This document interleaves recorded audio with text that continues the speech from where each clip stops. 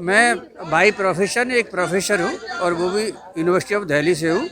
तो मेरे को इस बात से बहुत प्रॉब्लम है कि सभी को, इवन गौतम बुद्ध भगवान ने तो यहाँ तक कहा है कि आप जो पशु पक्षी और जो सारे के सारे एनिमल्स हैं, आप उनका ही प्रोटेक्शन करें। धर्म की क्या पहचान।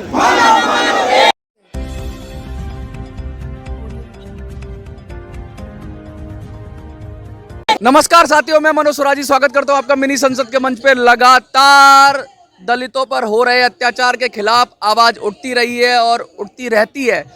ताजा प्रकरण राजेंद्र पाल गौतम का है, जिनको ये धमकी मिली है कि कोई उनका सर काट के लाएगा तो 50 लाख रुपए का इनाम दिया जाएगा। इसी विषय को लेकर आज जंतर मंतर पर धरना है। सैकड़ों की संख्या में लोग आए हैं दलित समाज से और जो है बहुजन समाज से, लगातार प्रदर्शन कर रहे हैं। अपनी सुप्रीम कोर्ट ने जो हेट स्पीचेस के लिए कहा था कि भाई आप जो देश के अंदर जो घृणा वाले जो बयान दिए जा रहे हैं जिससे लोगों के अंदर आपस में नफरत पैदा होती है, तो उस पर क्या कहेंगे? डियर, देखो, पूरे देश में संवैधानिक व्यवस्था है। संविधान आपको बोलने की आज़ादी देता है, लेकिन इसका मतलब ये नहीं है कि अनलिमिटेड है वो, कि कोई अनलिमिटेड हो।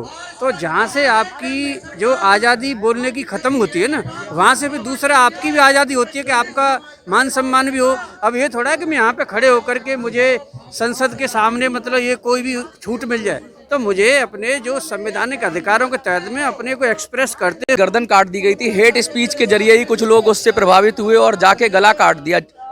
जो घटना हुई वो भी सिमिलर इसी तरह की घटना है क्या? मतलब इसी तरह की स्पीच के कारण हुआ है? देखिए, संविधान के खिलाफ में कोई भी अमानवीय कार्य आप कहीं पर भी हो, किसी भी तरह का हो, हर तरह का जो अन्याय है वो सभी जगह पर अन्याय है। कोई ये नहीं है कि कोई एक पर्टिकुलर जगह पर पर्टिकुलर खास आदमी के लिए पर्टिकुलर कोई एरिया के लिए हो, वो सभी के लिए होता है। तो मेरे हिसाब से किसी के मतलब वक्तव्य से किसी को भी आघात होता है, उसको जेल में डाल दिया जाए। भाई बहुत बड़ी बात कह रहे हैं ये, लगातार ये बात कह रहे हैं कि ये देखिए, ये बात उठा रहे हैं कि समाज के अंदर जिस तरह से घृणा बढ़ रही है, हिंसा बढ़ रही है और लगातार जो लोग ऐसे बयान देते हैं जिससे कि लोग भड़कते हैं और भड़क कर किसी को हानि पहुंचा सकते हैं, उस सब बयानों का विरोध किया जा रहा है।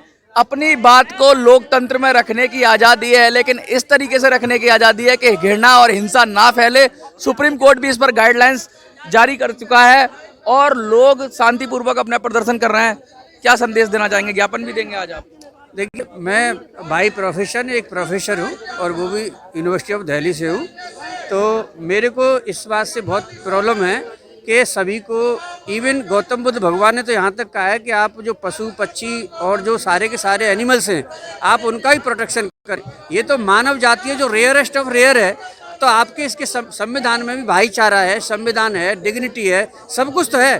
तो आप सबको, मतलब मेरा तो यही कहना है कि मानव मानव एक समान का नारा गूंज रहा था आज, बौद्ध धर्म की ये पहचान, मानव मानव एक समान। नहीं, मैं यही भी कहूँगा, देखो, धम्म को पहचानो। धम्म में कोई किसी का भी धर्म ले लो आप, चाहे हिंदू धर्म ले लो, चाहे सनातन धर्म ले लो, चाहे सिख धर्म ले लो। आज पर्व दिवस है, हम जो उनको ही मना रहे हैं, गुरु नानक पर्व दिवस है, उसकी भी हमारी तो बधाई।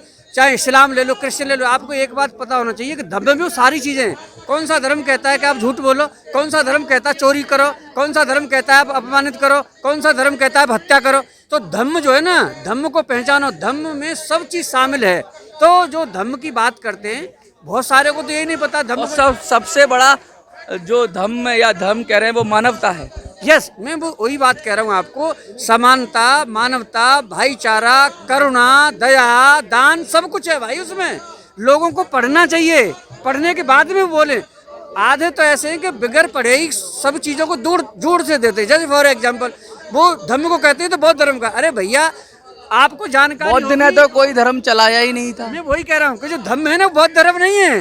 धर्म जो है, यही तो मैं आपको समझाने की कोशिश कर रहा हूँ।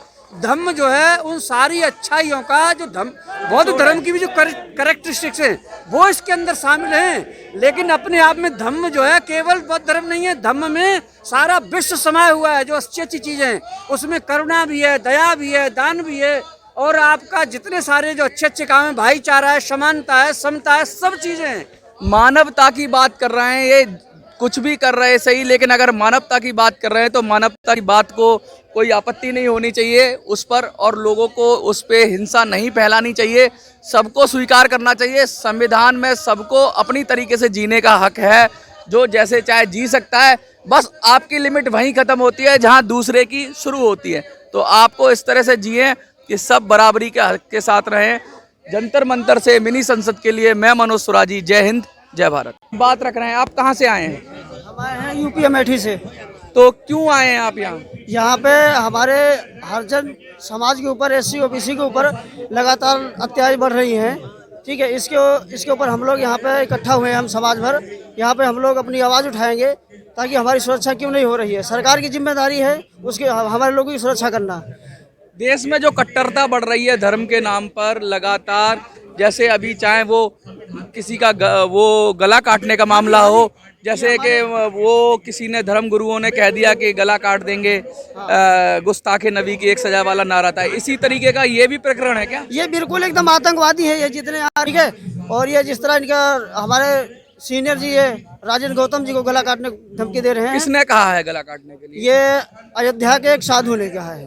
अच्छा, हाँ, तो क्या वो साधु का इतना वजूद है कि वो ऐसा काम कर सकते हैं, या उनके ऊपर कोई आपने एफआईआर दर्ज कराई है? अभी तक कोई एफआईआर दर्ज नहीं हुई उनके खिलाफ। अभी तक कोई एफआईआर दर्ज नहीं हुई है। और ऐसे साधु के भेष में आतंकवादी बैठे हुए हैं, यह समझ लो आप। ऐसे साधु के भेष में आतंकवादी बैठे हुए हैं। कोई भी इस देश के अंदर धार्मिक कट्टरता के नाम पे किसी का गला नहीं काट सकता। सबको अपनी बात रखने का अधिकार है, लेकिन अपनी बात के साथ साथ किसी का गला काटने का अधिकार किसी को नहीं मिलता है। ना ही ऐसे उकसाऊ